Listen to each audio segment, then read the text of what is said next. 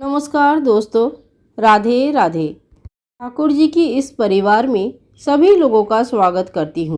दोस्तों, आज एकदम अलग एक अनुभूति लेके आप सभी के सामने मैं आई हूँ। सुभा जी के घर पे 9 साल पुराना लड्डू गोपाल कैसे उनके अचानक से सामने आ जाते हैं और उनके घर में आज विराजमान है, पूजित है। इसकी कहानी आप सभी लोगों को सुनाया था और आप सभी लोगों का बहुत प्यार मिला है। आइए आज सुनते हैं एक और घटना जो शुभश्री जी के साथ हुआ है। तो चलिए शुरू करते हैं आज की कहानी। जीवन में ऐसे बहुत कुछ हो जाता है जिनका व्याख्या कर पाना सच्ची में संभव नहीं हो पाता है। आज के ये अनुभव जो है वो लड्डू गोपाल के तो नहीं है, लेकिन वो कौन थे जो आए और हेल्प करके चले गए, कुछ भविष्य बता के चले गए। यह बात आज भी सुभा जी याद करते हैं। ये 2009 की बात है। बस तभी ग्रेजुएशन कंप्लीट करके एक सेंटर में पढ़ाना शुरू किया था। सुभा जी जिस सेंटर में पढ़ाने जाते थे वहाँ बाई बस जाना आना करते थे। घर से लगभग 25 किलोमीटर दूर था वो सेंटर। एक बात आप सभी लोगों को पहले ही कह के रखती हूँ, सुभा जी के पिताजी का एक बड़ा एक्सीडेंट हुआ था 1982 में। वो दुर्गापुर स्टील प्लांट में काम करते थे और स्टील प्लांट में काम करने के दौरान जब लिफ्ट से जा रहे थे तो ऊपर से वो गिर गए और बहुत ज़्यादा बुरी तरह से घायल हो गए। भगवान की कृपा और डॉक्टर के हेल्प से उस समय उनकी जान तो बच गई, पर शरीर के बहुत सारे हड्डियां टूट गई थी, फ्रैक्चर हो गया था। इसके वजह से काफ़ी दिन लग गया था उनको पहले ठीक होने के लिए। ठीक होने के बाद भी कम उम्र में वो काम तो कर लेते थे, पर जैसे जैसे उम्र बढ़ती रही वैसे वैसे ही इनकी थोड़ी हाथ पैर में दर्द, कमर में दर्द, ये सब बढ़ने लगा। सुभा जी के पिताजी का ये दुर्घटना सुभा जी के जन्म के कई साल पहले ही हुआ था। पिताजी का जैसे जैसे उम्र बढ़ती गई वैसे वैसे उनकी पेन भी बढ़ता गया। 2007-8 थे, हल्का पेन शुरू हो गया। हाथ पैर, कमर और स्पाइनल में दर्द होने लगा। 2009 तक एकदम बिस्तर में सो गए। अपने पैरों में खड़े होकर कहीं जाना आना भी मुश्किल होने लगा था। ऊपर से स्पाइनल कॉर्ड का एंड में डिसलोकेशन हो गया। इससे जो अवस्था हुआ वो बहुत ही दर्दनाक हो गया। कहीं उठ के बैठना, कहीं चल के जाना बहुत ही मुश्किल होने लगा। सुभा जी और उनकी माँ क्या करी, कहाँ जाए, कौन सा डॉक्टर दिखाए, कैसे ठीक कर सकते हैं पापा को, यही दिन रात सोचते रहते थे। कुछ समझ में ही नहीं आ रहा था। ऐसा कोई रिलेटिव भी नहीं थे जो सामने आके माँ बेटी का हेल्प कर सके और उनकी पिताजी को सही डॉक्टर और सही जगह लेके जाने के लिए कुछ तो सलाह परामर्श कर सके। इस वक्त बहुत ही असहाय अवस्था में थे। क्या करूँ, कुछ समझ में ही नहीं आ रहा था। सुभा जी का सेंटर में जाना आना, पढ़ाना तभी तक चालू था। लोकल हॉस्पिटल में भी अपने पिताजी को एडमिट किए। थोड़े दिन वहाँ पे चिकित्सा भी हुआ। पिताजी का कोई इम्प्रूवमेंट हुआ ही नहीं। अब क्या करें। लास्ट में सब लोग ठीक किए कि चलो हैदराबाद चलते हैं और वहाँ जाके ट्रीटमेंट कर लेंगे। हैदराबाद चलना ही पड़ेगा, नहीं तो लोकल में कुछ भी नहीं हो पा रहा है। 2008 या 9 की बात है। उस वक्त इतने स्मार्टफ़ोन हर घर में हर किसी के पास नहीं होता था, ना इतना स्मार्टफ़ोन होते थे।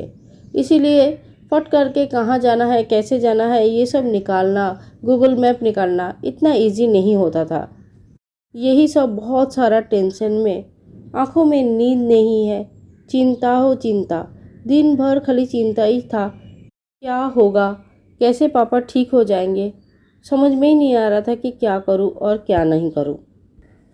बाद में सुभा जी और उनकी मम्मी ने सोचा, जब लोकल में ज़्यादा कुछ इम्प्रूवमेंट हो ही नहीं रहा है तो क्या करें, हैदराबाद जाना ज़रूरी है।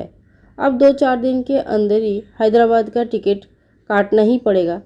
ऐसे ही एक समय हो रहा था जब एक दिन सुभा जी ट्यूशन पढ़ा के सेंटर से वापस आ रहे थे। 2009 की बात है और महीना कुछ मई महीना था। इसी समय दोपहर 3 बजे तक ये वापस आ रहे थे। बाहर बहुत ज़्यादा गर्म था। मई महीने में इतनी गर्म होता है, सभी को पता है। उस दिन बस में ज़्यादा से ज़्यादा 10 से 12 लोग होंगे। हाथ में गिन सकते हैं इतने ही कम लोग थे। सुभा जी को एक सीट मिल गया था जो कि जिसमें वो अकेले ही बैठे थे। टेंशन था, आंखों में क्लांति था, सब मिले एक ऐसा था कि क्या होगा और क्या होगा। दिन भर खाली एक ही चिंता था। हवा के साथ बस चल रहा है। ऐसे समय थोड़ा सा आंख बंद करने का मन कर रहा था सुभा जी का। थोड़ा सा रेस्ट ले ले, थोड़ा सा निद्रा जैसा लग रहा था। थक गए थे बहुत ज़्यादा। बस हार्डली 10 से 15 मिनट ही हुआ होगा। ऐसे समय आंखों के सामने एक चेहरा जैसा दिखाई दिया। मंद मंद मुस्कान था और वो बहुत ज़्यादा वाइट थे। इतनी वाइट चेहरा, इतनी सुंदर, और पोशाक में भी वाइट धोती पहन के रखे थे। उनके बॉडी में से जैसे कोई दिव्य रोशनी निकल रहा था। ऐसे लग रहा था कि ये कहीं और से ही आए हैं, कोई दिव्य व्यक्ति है जो यहाँ का नहीं है। सुभा जी ने देखा, ये व्यक्ति सुभा जी की तरफ निर्लिप्त आंखों से देख रहे हैं। मुंह के सामने ही एकदम इतना एक अद्भुत दृश्य देख रहे थे, लेकिन सुभा जी को जैसे कुछ समझ में नहीं आ रहा था। इतने में वो व्यक्ति खाली इतना ही बोले कि इतना चिंता क्यों कर रही है, तेरे पापा तो ठीक हो जाएंगे। बस यही दो बोल के सडनली जैसे कि गायब हो गए हैं। सुभा जी हड़बड़ करके उठे, इधर उधर देखने लगे। पूरे बस में ऐसा कोई नहीं था। फिर क्या सपना देखा? क्या देखा, क्यों देखा और कौन था वो? ये सोच सोच के सुभा जी को कुछ समझ नहीं आ रहा था। इधर उधर देखने लगे। उधर बस दौड़ रहे थे रोड के ऊपर इतना फास्ट। चारों तरफ देखने के बाद भी समझ में नहीं आया कि ये कौन थे, वो दिव्य आदमी कौन था जो ऐसे बोल के चले गए। ऐसे ही सोचते सोचते उनको लगा क्या वो इंसान थे या कोई और भूत प्रेत, क्या था वो समझ में नहीं आ रहा था। ना कि स्वयं भगवान आ गए थे। अब समझ की बाहर हो चुकी थी हर चीज़।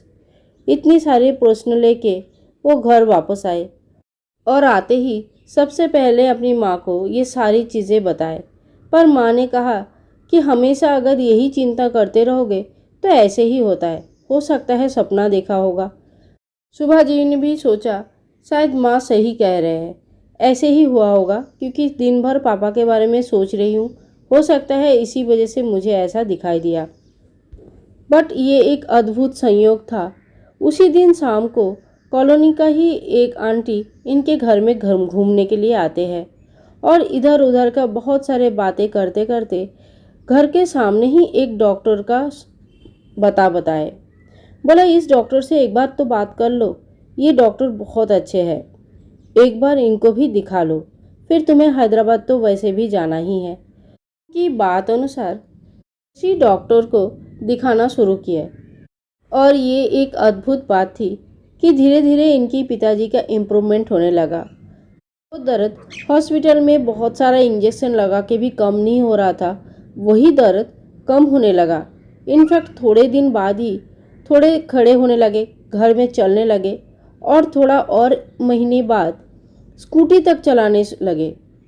जो पिताजी 1 साल पहले उठ नहीं पाते थे, बिस्तर में सोए रहते थे, आज 1 साल के अंदर अंदर वो स्कूटी चलाने लगे। जिंदगी में दोबारा नॉर्मल होने लगा सब कुछ। ये जैसे असंभव सा लग रहा था।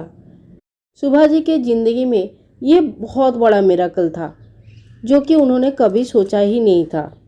इतना स्पष्ट उन्होंने उस दिव्य व्यक्ति को देखे थे जिन्होंने आके उनको ये आश्वासन दिए थे कि इतना चिंता क्यों करती है, सब कुछ ठीक हो जाएगा, तेरे पापा भी ठीक हो जाएंगे। आज भी वो बात उनको याद आता है। आज भी वो बात सोच के उनको लगता है कि वो व्यक्ति कौन थे। ऐसे बहुत समय होता है जो हमारा पूर्वज, हमारे गुरु जो हमारे सामने आके हमें हेल्प कर जाते हैं, ये हमारे अच्छे कामों का ही फल होते हैं। कोई अच्छे एनर्जी जो हमारे हेल्प करने के लिए हमारे चारों तरफ रहते ही है। ऐसे ही कोई सुभा जी के ज़िंदगी में भी आए थे जो कि सिर्फ एक बात से उनकी भविष्य बता के गए थे और उनकी बातों के हिसाब से सब कुछ ठीक हो गया। इसीलिए कहते हैं पूर्वज को और अपने से बड़ों को हमेशा मान सम्मान और आदर देना चाहिए।